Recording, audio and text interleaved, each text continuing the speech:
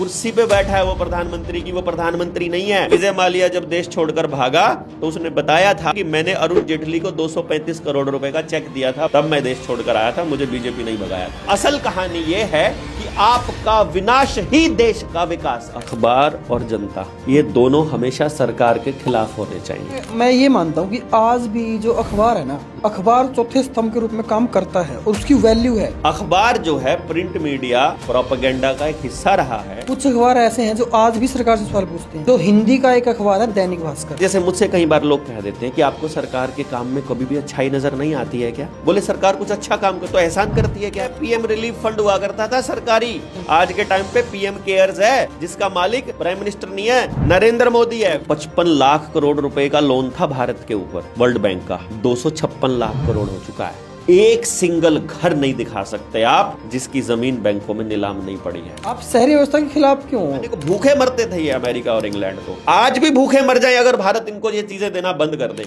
यानी डॉक्टर असल में आपको बीमारी दे रहा है, वो आपका इलाज नहीं कर रहा है, जो एलोपैथी वाला है, इसको हम उल्लूपैथी बोलते हैं। यही तो फिर उद्योगवाद है। आपने आपके बच्चों को रिसर्च करना तो सिखाया ही नहीं। जमाना इतना आगे निकल चुका है, आप सिर्फ जीवन यापन की ही बात कर रहे हो अभी। जिसको आप पुराना जमाना कहते हो, उस टाइम पर आपकी बेटी रात को 10 बजे भी गांव में बाहर भी टॉयलेट जाती थी ना अगर, तो भी माँ को चिंता नहीं होती थी। आज के टाइम पे पड़ोस के पड़ोस में ब्याह होते हैं और बाप अपनी बेटी का बलात्कार करने की खबरें आपको देखने को मिल रही हैं। पानी अपना नहीं, बीज अपना नहीं, खेत सारा कर्जे पे पड़ा है, पूरी फैमिली अलग पड़ी है, बाप कहीं पड़ा, माँ कहीं पड़ी, बेटा कहीं पड़ा, बहू कहीं पड़ी, इसको आप तरक्की बोलते हो? इसीलिए तो हमने सरकारी नौकरी छोड़ दी, इसलिए लोग आपको पागल बोलते हैं।